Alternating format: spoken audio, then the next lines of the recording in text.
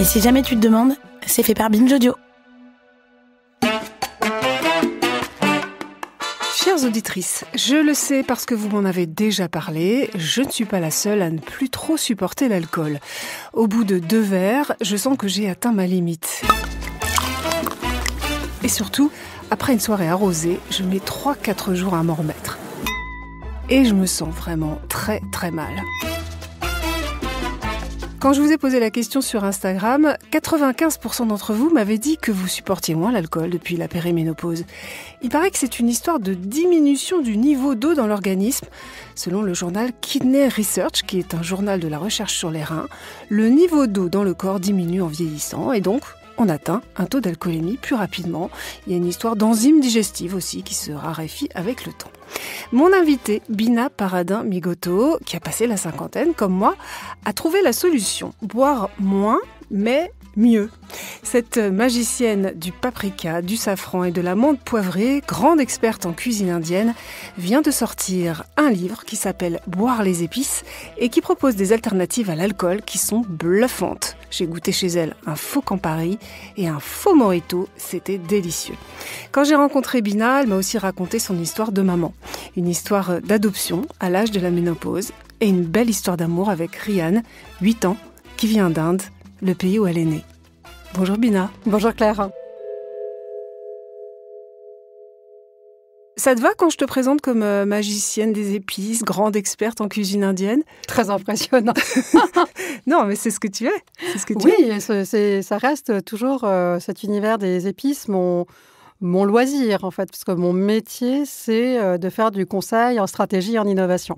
Et tu t'occupes des épices chez la famille Rollinger depuis 15 ans. Donc, en fait, tu es devenue une référence. Je collabore avec les épices Rollinger depuis une quinzaine d'années. Ouais. Et je signe chez eux tous les mélanges inspirés de la cuisine indienne. Donc, tout ce qui est, si tu achètes des curry bombay, madras, des garam masala, des mélanges pour faire ton chai à l'indienne, tout ça est co-conçu avec la famille Rollinger. D'accord, mais c'est pour ça que je dis que tu es devenue une référence pour les chefs et les gourmets en matière d'épices quand même.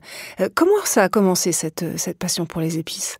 Écoute, c'est une passion que j'ai depuis toujours, en fait, parce que j'ai eu la chance d'avoir une maman qui faisait ses mélanges d'épices. Tout ça me paraissait l'évidence pour tout un chacun, que évidemment tout le monde faisait ses mélanges d'épices chez soi. Et donc j'ai toujours fait ça, appris à faire la cuisine en y mélangeant les épices. Ma maman m'interrogeait quand j'étais petite sur les plats qu'elle nous servait en disant mais qu'est-ce qu'il y a ? Il fallait deviner tous les ingrédients, y compris toutes les épices qu'elle avait mises. Donc ça nous a formé le palais, je pense, avec mon frère et ma sœur. Et donc c'était une passion. Je faisais mes mélanges d'épices, mais à aucun moment je m'étais rendu compte que c'était un véritable talent. Mmh. Bon, donc ça, c'est grâce à ta maman et à tes origines. On peut dire que tu es tombée dedans quand tu étais petite, quoi, exactement. Dans les épices. Hein. Ouais. Alors, on va reparler dans un instant de ton livre et de ce que tu proposes avec Mathilde Rollinger, avec qui tu as écrit le livre. Oui, c'est un livre à 4 mains. Exactement, c'est la fille et la sœur des chefs, Olivier et Hugo Rollinger. C'est-à-dire, ce que vous proposez, c'est de faire des boissons non alcoolisées avec les épices qui dorment dans nos placards. Mais d'abord, je voudrais que tu nous parles quand même de ménopause, parce que c'est ce qui nous intéresse beaucoup dans Chaud Dedans. Tu as collaboré aussi au livre Le guide gourmand de la ménopause, coécrit par Elvira Masson et Jennifer Hart-Smith. Je les avais reçus au tout début, dans le 4e épisode de Chaud Dedans. Et alors, ce qui est très intéressant, c'est que dans ton livre, tu racontes que dans le Kerala, qui est la région où tu es née, les chefs de famille, c'est les femmes. Et les problématiques féminines, c'est pas tabou. En tout cas, on peut en parler, je pense. Et d'autre part, je pense qu'il y a un rapport au vieillissement en Inde qui est très différent de ce qu'on peut avoir en Europe, en Occident, de façon générale. Je pense qu'on est beaucoup plus conscient que d'abord, vieillir, c'est le privilège des vivants. Et que donc c'est pas donné à tout le monde de vieillir et que c'est une chance en fait dans le fond, que il faut évidemment le faire dans les meilleures conditions possibles et qui a un état d'esprit où finalement, plus on vieillit, plus on a d'expérience, plus on est respecté par son entourage. Il y a vraiment cette idée de l'ancien au sens très noble du terme qui, à mon sens, est un peu perdu en France ou en Occident, où la grand-mère ou l'arrière-grand-mère qui habite souvent sous son toit est quelqu'un avec lequel on discute, qu'on va consulter pour les grandes décisions de sa vie. C'est quelqu'un qui fait vraiment partie de ton quotidien. Et donc, tu n'as pas du tout cette idée d'exclusion qui, à mon sens, est une des grandes difficultés du vieillissement, qui est de se dire je ne fais plus partie du monde. Et donc, c'est OK d'en parler de ménopause, même en public ? J'irai pas jusqu'à là. Ouais. Je pense quand même que c'est plutôt un sujet de femmes avec les femmes, mais c'est un sujet où il est... où on ne fait pas forcément semblant, je trouve. Mmh. Et surtout, la ménopause est vue comme un sujet abordé, dis-tu, de façon holistique. Ça, c'est grâce à la religion, à la culture. Je pense qu'il y a quand même, dans la façon de faire indienne, beaucoup de choses qui sont inspirées par l'Ayurveda, la science médicale ancienne indienne, qui va donner un certain nombre de principes de, je dirais, bon vieillissement, puisque l'idée même, enfin, le fondement presque de l'Ayurveda, c'est l'idée de rester en bonne santé le plus longtemps possible. Et l'objectif de tout ce que tu fais dans l'Ayurveda, de toute la médecine préventive qu'on sous-estime très souvent, c'est juste de rester en bonne santé pour ton âge. Mmh.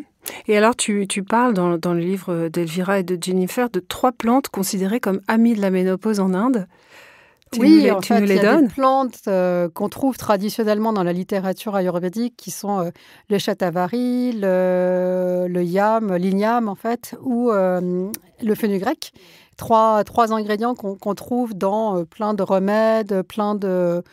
qu'on pourrait appeler compléments alimentaires en version européenne et qui vont aider à gérer cette période. Mmh. Donc je ne suis pas ni médecin ni praticienne, donc je partage plutôt mon expérience personnelle qu'un fait scientifique. Donc toi, tu les utilises, par exemple, ces plantes, dans ton alimentation ? Écoute, oui, ça m'arrive de me complémenter en shatavari et pour le coup, le fenugrec, qui est aussi une épice qu'on utilise dans beaucoup de mélanges d'épices en Inde, est, à mon sens, un ingrédient magique pour les femmes, aussi bien pour les douleurs de règles que les petits dérèglements de la périménopause. Mmh. On les trouve facilement en France ? Oui, on les trouve facilement en France aujourd'hui, ces ingrédients. Tu parlais aussi dans le livre de grenade. Oui, c'est un ingrédient classique qu'on trouve pareil aujourd'hui de façon très simple dans les jus, les grenades fraîches qui ont envahi les marchés grâce à la vogue de la cuisine de Ottolenghi, je pense. Ouais. Et ça a quoi comme vertu ? Écoute, c'est un antioxydant, c'est plutôt pour maintenir la bonne santé de la sphère intime, quoi. Alors, tu me dis si je me trompe, mais on entend souvent dire, quand même, un peu comme avec l'alcool d'ailleurs, qu'il faudrait éviter de manger épicé à cette période-là, justement pour éviter les bouffées de chaleur notamment. Alors, peut-être que ça dépend des épices. Alors, je n'ai aucune idée sur le sujet, j'avoue. Mais... Par exemple, toi, quand tu manges très épicé, tu trouves pas que ça te fait davantage transpirer ? Enfin, moi, j'ai cet effet-là avec les épices, mais non, toi, non. Non, je n'ai jamais ressenti ça. Je pense que, en principe, les épices, et notamment le piment, qui était très controversé pendant longtemps, dont on disait qu'il entretient un certain nombre de troubles digestifs, aujourd'hui, à petite dose, et je ne parle pas de manger un plat extrêmement épicé qui te fait pleurer, mais vraiment d'avoir cette touche de piment qui vient relever ton plat, est plutôt un excellent ingrédient digestif au quotidien et antioxydant. Disons que ça dépend des sensibilités personnelles. Alors, il y en a qui vont peut-être beaucoup transpirer avec des plats épicés. Ouais. Et puis, une question je pense qu'il y a une vraie méconnaissance du piment en France. Pour les Français, le piment, c'est le piment. Or, il y a des centaines de variétés de piments différents à travers le monde. Il y a des différences aussi énormes du côté piquant d'un piment à l'autre. Et je trouve que c'est très intéressant d'utiliser des piments qui sont très parfumés et pas très forts en cuisine. Donc, qui ne vont pas te donner ce côté piquant, mais dans lequel tu vas avoir tous les mêmes effets en termes de goût et de santé qu'un piment classique. Donc, des piments comme le piment d'Espelette, par exemple. C'est un piment qui est à petite dose, mais jamais piquant, mais relève délicieusement les plats. De la même façon, les piments turcs, qu'on retrouve toujours dans cette vogue de la cuisine israélienne, on y trouve beaucoup de piments turcs ou autres qui vont être très goûteux, mais pas du tout piquants, en fait, ou très peu piquants. Et toi, est-ce que tu as changé quelque chose dans ton alimentation depuis que tu es rentrée dans cette période de ménopause ? Moi, j'ai changé pas mal de choses. Je suis assez attentive de façon générale depuis très longtemps à mon alimentation et je pense que j'ai rééquilibré, notamment pour avoir plus de bons gras dans mon assiette, qui, d'après les conseils de ma nutrithérapeute, est un facteur clé dans ce changement qu'on vit autour de la cinquantaine, et d'avoir peut-être encore plus de légumes qu'avant dans mon alimentation, parce que les légumes, c'est franchement, pour moi, une passion. Ça peut pas être étonnant pour beaucoup de Français, mais c'est ma gourmandise première. C'est les légumes. Donc, naturellement, j'en mange beaucoup, mais je pense que j'ai encore forcé la dose depuis quelques mois. Et les protéines aussi, j'ai vu que tu mangeais, justement dans le livre d'Elvira et de Jen, des coquillages, par exemple. Donc, tu disais qu'ils étaient bons pour la thyroïde. Bon, alors, ça, j'ai appris. C'est plutôt... je laisse cette c'est plutôt les deux, Elvira et Jennifer. En effet, c'est l'iode qui est indispensable et qu'on a tendance à sous-consommer. Et c'est vrai que moi, j'aime beaucoup les produits de la mer et que c'est un plaisir pour moi de manger des coquillages, par exemple, alors que je ne suis pas forcément une grande fan de viande ou d'autres protéines. Et donc, c'est le type d'ingrédients que je vais consommer très régulièrement. Alors, pour en revenir à ton livre maintenant, Bina, est-ce que toi aussi, tu as plus de mal à supporter l'alcool qu'avant ? Alors, moi, j'ai d'abord un physique d'indienne, donc je pense que je n'ai jamais été faite pour consommer beaucoup d'alcool. J'adore les grands vins, donc je suis vraiment une amatrice de vin, mais j'en ai toujours consommé en petite quantité, parce que sinon, moi, je ne suis pas bien après, quoi. Et avec le temps, cette petite quantité s'est en effet réduite. Aujourd'hui, c'est vraiment mon grand maximum, c'est de boire 2 verres de vin à un dîner. Et ça... Je pense qu'on en est tout un peu là. Hein. Au-delà, c'est un peu complexe le lendemain. Oui, mais même sur le moment, enfin, moi, ça ne me réussit pas du tout. Donc, je sais m'arrêter et savourer, pour le coup, les verres que j'ai à disposition. Et dans la démarche qu'on a eue avec Mathilde autour de ce livre, il y a cette idée de, au-delà du problème de périménopause ou de ménopause, de proposer vraiment une vraie alternative joyeuse, goûtue, à des moments où tu n'as pas forcément envie de boire d'alcool. Au-delà de est-ce que tu peux le supporter ou pas. Et ce qu'on défend dans ce livre, c'est aussi l'idée de boire de façon choisie, c'est-à-dire de boire une coupe de champagne, un verre de vin ou un cocktail parce que tu en as véritablement envie et pas parce qu'il n'y a aucune alternative. Et notre propos, c'est grâce aux épices, de proposer des alternatives qui soient vraiment intéressante. C'est-à-dire que très souvent, quand tu dis, tu es dans un bar et tu dis, tiens, je n'ai pas envie de boire, je vais essayer de regarder la carte du sans-alcool. C'est morne Moi, pleine, je suis très souvent déçue. Parce que tu te retrouves avec un cocktail, je ne sais pas quoi, fraise, sirop d'orgeat, j'exagère à peine, qui n'est absolument pas le truc que tu as envie de boire à l'apéritif. Or, avec les épices, on peut créer des sensations fortes où le goût est tellement puissant que, somme toute, on ne sait plus vraiment s'il y a de l'alcool ou pas. L'été dernier, je testais les recettes du livre et j'avais plein de copains à la maison. Donc, tous les soirs, je leur faisais... c'était mes bêta-testeurs des recettes. Sympa. Et je leur faisais goûter des cocktails, des préparations, en leur demandant s'il y avait de l'alcool ou pas. Et la moitié des gens étaient incapables de se prononcer. Parce que la saveur est tellement puissante avec les épices, avec la façon dont on a travaillé aussi avec Mathilde sur toutes les techniques qu'on a développées pour utiliser les épices dans les boissons. On a des sensations tellement fortes qu'on est perdu dans le goût, qu'on ne sait pas forcément s'il y a de l'alcool ou pas. Et l'autre point, c'est qu'il y a beaucoup d'alcool qu'on met dans les cocktails, notamment les bitters, toutes les chartreuses, etc., qui sont en fait dans ces notes aromatiques très épicées, très herbeuses. Et donc, quand tu fais des préparations très concentrées en goût sans alcool, tu retrouves quand même le goût de cocktails que tu connais.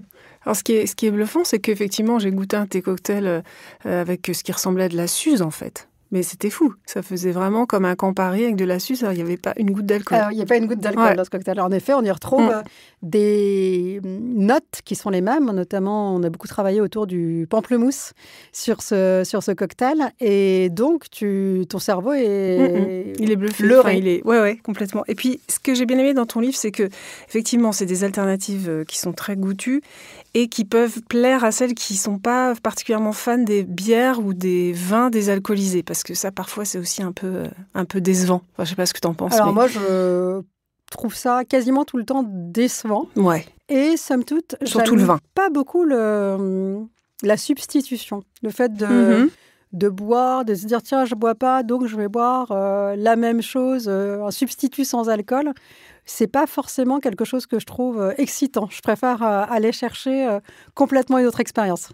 Et alors, il y a des propositions dans le bouquin aussi alléchantes que l'eau d'hibiscus de romarin et de miel. Très bonne. Le jus de poire. Et que tu peux servir dans un très joli verre, comme un vin. Ah oui, dans un verre à pied. Ça peut accompagner un repas. Et d'ailleurs, on a fait, au-delà de la partie apéritif dont on a beaucoup parlé, on a fait dans le livre des accords mets et boissons qui sont à la fin du livre.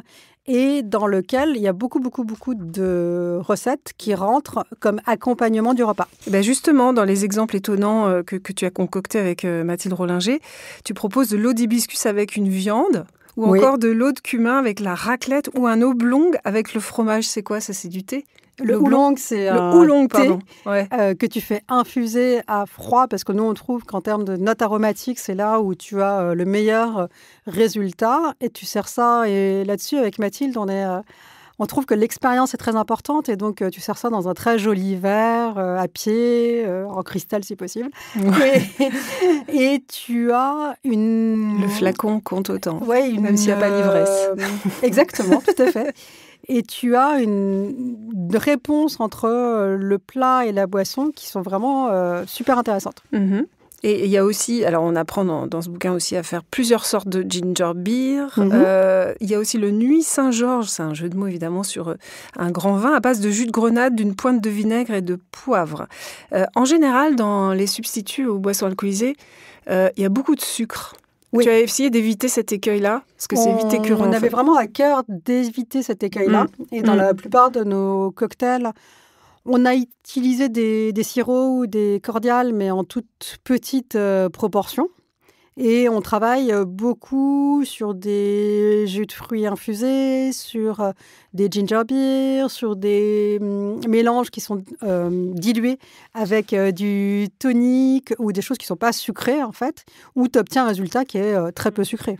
Et ce qui est bien, c'est que ça peut aussi être fait avec les épices qu'on a dans ses placards, quoi. Ouais, c'est complètement l'objectif du livre, c'est de dire parfois tu as acheté un mélange ou une épice pour faire juste une recette, une cardamome pour mettre dans un dessert que tu as testé dans un livre, et puis la cardamome reste sur ton armoire. Eh bien non, ne la jetez pas. Alors que c'est faites un cocktail sans alcool. Ouais. Voilà. Et alors, ce que je trouve sympa avec les alternatives que vous proposez, effectivement, on voit avec les photos, c'est très joli, c'est très coloré, et en plus, ça a très bon goût. Ça, on le voit quand on le teste chez toi. C'est bien quand on veut, par exemple, prolonger le dry January, faire une pause, etc. Mais c'est aussi parce que quand tu as un verre à la main, personne ne te pose de questions. Sinon, tu as toujours quelqu'un pour te dire « Allez, c'est bon, rien qu'un petit ». C'est vrai, hein, mais exactement. C'est beaucoup de pression, c'est vraiment quand même. cette idée de ne pas être dans l'alcool subi, d'être dans l'alcool choisi. De dire, je prends une coupe de champagne, un verre de vin parce que j'ai vraiment envie, mais je peux aussi prendre mon Minto ou mon Vian Rose ou mon Nuit Saint-Georges dans un très joli verre et j'ai une expérience d'apéritif, de soirée qui est satisfaisante. Et toi qui es justement dans le milieu de la food, tu vois ça, cette pression sociale à prendre un verre? Je pense que ce n'est pas que dans le milieu de la food, hein. Je pense que c'est très français. C'est quelque part presque l'idée que si on ne prend pas un verre, on est un mauvais convive, qu'on est triste, qu'on n'est pas convivial. Ouais, t'as raison. Alors que parfois, on n'a juste pas envie de boire. Quoi. Complètement. Et essentiellement aussi parce que ça peut te crever, quoi. Le lendemain, tu peux te sentir vraiment fatigué après avoir bu de l'alcool. Et je trouve que ça gâche un peu tout. Et en fait, ce qu'on peut dire, Bina, c'est qu'il vaut mieux moins boire, mais mieux. Je pense que le fait d'avoir des alternatives qui soient vraiment excitantes, ça fait que tu peux choisir avec toute bonne conscience un très bon verre de vin ou un très bon cocktail avec alcool parce que tu en as véritablement envie. Et on peut aussi privilégier éventuellement de boire moins, mais de meilleures bouteilles éventuellement. Alors moi, j'ai toujours eu, alors pour le coup, cette philosophie, c'est que j'aime beaucoup le vin, mais j'ai vraiment certains vins que j'aime particulièrement. Et comme je ne bois pas beaucoup en quantité, je me suis toujours contentée de boire les meilleures bouteilles. Alors, quand on s'est rencontrés, Bina, tu m'as parlé de ton fils Ryan. On aborde la phase peut-être plus perso, que tu as adopté il y a 1 an. Il a 8 ans. Aujourd'hui, ton histoire m'a vraiment touchée parce que je crois que tu l'as attendu très longtemps. On peut dire ça comme ça? Oui, on peut dire ça comme ça, puisque notre processus d'adoption a duré plus de 10 ans. Ah ouais. Donc là, vraiment, il faut vraiment s'accrocher, quoi. Hein. Oui, et aujourd'hui, c'est devenu extrêmement difficile d'adopter pour plein de raisons administratives, etc. Et c'est vrai qu'aujourd'hui, en France, il n'y a plus qu'une centaine d'adoptions internationales par an, ce qui paraît ridicule par rapport au nombre d'enfants qui peuvent avoir besoin de parents à travers le monde. Quoi. Ouais. Et puis avec l'Inde, c'est compliqué aussi. Toi, tu voulais un enfant indien spécifiquement? Oui, alors après, c'est parce que moi-même, je suis née en Inde, que je suis toujours baignée dans les deux cultures, la culture indienne et la culture française, et que ça me paraissait assez naturel d'aller adopter dans mon pays d'origine. C'était mon envie. Parce que tu es née, je le disais tout à l'heure, dans le Kerala. Et à quel moment es-tu arrivée en France? Je suis venue toute petite, j'avais à peine 1 an et demi quand je suis arrivée en France, dans les bagages de mes parents. Et aujourd'hui, tu te considères comme franco-indienne? Tu as les 2 passeports? Exactement. Je me considère tout à fait comme franco-indienne.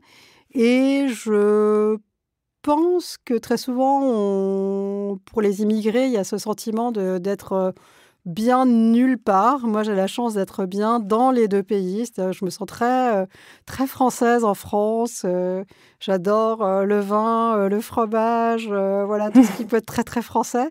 Et je suis aussi très indienne en Inde. J'adore le curry, aller méditer dans un ashram ou aller me recueillir dans un temple hindouiste. Je trouve qu'il y a autant... Voilà, je me sens aussi bien dans les 2.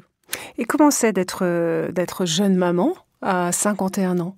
Très jeune maman même. Très jeune maman. Puisqu'il a 8 ans. Ah, exactement. En même temps, c'est illogique parce que c'est comme si je l'avais eu au début de la quarantaine. Donc, il y a quand même une logique d'âge. Et c'est... Oui, mais tu es maman, perturbant tu es véritablement maman. Pardon de le dire comme ça, mais depuis qu'il est arrivé, en fait. Oui, bien sûr, bien sûr. Ouais, mais c'est pas forcément ce que les gens te renvoient comme image. Tout à fait. Et je pense qu'il y a des côtés perturbants. Parfois, quand je le cherchais à l'école et que je vois des mamans qui ont l'air d'avoir 22 ans et demi, je me dis, mais comment c'est possible? Et en même temps, aujourd'hui, je pense qu'il y a beaucoup de gens qui ont des enfants tard. Et finalement, en discutant avec les parents des copains de mon fils, j'en découvre plein qui ont mon âge, qui ont des enfants qui vont à la primaire et que... Bizarrement, il y a 2 ans, juste avant l'adoption, je me disais, oh là, je vais être une vieille maman. Et aujourd'hui, je me dis, bon, ça va. Et tu es née dans le Kerala, c'est là qu'il est né aussi? Non, lui, il est né dans le Maharashtra, la région de Bombay. D'accord. Alors, on parlait tout à l'heure du regard des autres avec l'alcool. Est-ce que le fait de n'avoir pas d'enfant jusqu'ici, tu devais aussi te justifier en quelque sorte? Parce que souvent, les femmes disent ça quand elles n'ont pas d'enfant. On leur pose toujours un peu la question, mais pourquoi, en fait? Alors que ça peut être parfois très, très privé. Très privé, que c'est pas forcément une volonté par ailleurs. Et moi, j'ai toujours été choquée. D'ailleurs, j'ai pas mal publié sur les réseaux sociaux sur ce sujet. C'est sur l'obligation d'avoir des enfants et même l'espèce d'hypothèse que tu as des enfants. Tu vois, moi, j'étais plusieurs fois choquée, notamment dans le milieu professionnel, où les gens vont te dire des choses genre ah, et toi, tes enfants, ils vont à quelle école? Non, mais j'ai pas d'enfants, quoi. Et je trouve que cette pression-là, elle n'est pas facile à vivre. C'est comme si tu avais vraiment raté une case, raté une marche. C'est assez perturbant. Moi, ça m'a beaucoup attristée pendant longtemps. Et aujourd'hui, je dis toujours, ne présupposez pas que les gens ont des enfants sous prétexte qu'ils sont mariés et que voilà, il n'y a pas de raison. Et en plus, cette question de devoir se justifier à la limite, lorsque les gens découvrent que tu n'as pas d'enfant, ça c'est très désobligeant. Aussi. C'est très désobligeant et je trouve que les gens ont aussi tendance à projeter des modèles qui sont parfois étonnants, c'est-à-dire dans mon cas, j'ai entendu plusieurs fois des gens qui présupposaient que j'avais pas d'enfant parce que ça aurait été préjudiciable à ma carrière, à l'ensemble des projets que je mène, alors que ça n'a jamais été un choix. Dans mon cas, en tout cas, moi, j'avais envie d'avoir des enfants. Il se trouve que je n'ai pas pu. Mais c'est absolument pas un arbitrage ambitieux. Et souvent, les gens te renvoient ça. Et je trouve ça surprenant. Alors aujourd'hui, Ryan, il est là. Est-ce qu'il s'est habitué à la culture française, à son nouvel environnement? Il est assez épatant parce qu'il est... c'est un poisson dans l'eau. Attends, je l'ai vu il n'y a pas très longtemps. Il parle français de manière incroyable. Il vient d'arriver. Il a eu la chance. Alors, je souligne l'extraordinaire système des UPE2A, qui sont des classes d'intégration pour les élèves non francophones. D'accord. Et Ryan a la chance l'éducation nationale, l'éducation nationale, d'aller dans l'une de ces classes où sa maîtresse lui a fait un programme sur mesure pendant 1 an pour apprendre le français de façon intensive. Et elle lui apprend non seulement le français, mais aussi le français pour l'école. Comment faire des maths en français, quels sont les codes. Génial. Je trouve ça absolument bluffant. Et effectivement, Ryan, en quelques mois, a acquis une maîtrise de la langue que je trouve épatante. Effectivement, il est assez épatant. Alors, est-ce que tu l'inities déjà à la gastronomie? Est-ce que vous cuisinez ensemble? Oui, on cuisine très souvent ensemble. Ryan est gourmand et gourmet. Il aime les bonnes choses. Et donc, il adore faire des choses ensemble, manuelles. Et donc, la cuisine rentre parfaitement là-dedans. Et il est aussi bon à faire des chapatis, des petites galettes indiennes, que la pavlova qu'il maîtrise à merveille. Et le papa, il est dans la bouffe aussi ou pas? Non. Non. Bon, en tout cas, avec une maman comme toi, il va tout de suite être mis dans le bain. Ton mantra, alors ça, je l'ai vu sur ton site, c'est une citation de Gandhi. Oui. Vis comme si tu devais mourir demain, apprends comme si tu devais vivre toujours. Oui, ça tu te souviens avoir dit ça dans ton... Tout à fait, je le dis régulièrement. Oui, pour moi, l'idée, c'est que la vie, c'est finalement, somme toute, très court, qu'il faut essayer de la vivre, de mon point de vue, intensément. Et que d'autre part, moi, je suis très curieuse. D'ailleurs, je pense que j'ai enfin réussi à atteindre un équilibre de ma curiosité en gardant ces 2 pieds. D'un côté, mon métier de conseiller en stratégie, en innovation. De l'autre côté, l'écriture culinaire avec des gens aussi brillants que Mathilde Rollinger. Et je suis toujours excitée à l'idée d'apprendre des nouvelles choses. Donc, j'adore apprendre. Je peux m'inscrire à des cours de toutes sortes de choses au fur et à mesure des années. Comme quoi? Vas-y. Écoute, je pratique à titre privé beaucoup la photo. Je me suis mise à la peinture et c'est des... La photo culinaire ou pas que? Non, pas du tout. Rien à photo voir. De reportage. Ok. Et donc ça, c'est des domaines dans lesquels j'ai toujours l'impression que je peux apprendre plein de nouvelles choses, parce qu'évidemment, je ne suis qu'amatrice. Et donc, j'adore chaque année me faire un stage dans l'un de ces domaines. Tu vois, l'année dernière, il y a 2 ans, j'ai fait un stage de photo pendant le festival à Arles. Et c'était fantastique. J'ai appris plein de choses pendant ce week-end extraordinaire à Arles.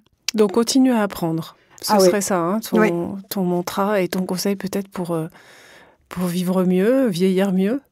Je trouve que le fait, tu vois, de se contenter de ce que tu connais, de se contenter de ce que tu maîtrises, hein, c'est quelque part le début du vieillissement, à mon avis. T'as raison. Merci Bina, ce sera le mot de la fin. Merci beaucoup Merci d'être à venue toi, dans Claire. le studio de Binge Audio. Merci à toi, Claire. Je rappelle ton livre avec Mathilde Rollinger, Boire les épices, un livre tout à fait gourmand et c'est publié aux éditions Ulmer. Je voulais remercier aussi Marie Foulon et Paul Berthuot chez Binge Audio. Vous remerciez-vous pour votre écoute attentive. N'hésitez pas à vous abonner à Chaud Dedans sur votre plateforme préférée pour ne rater aucun épisode. Prenez soin de vous.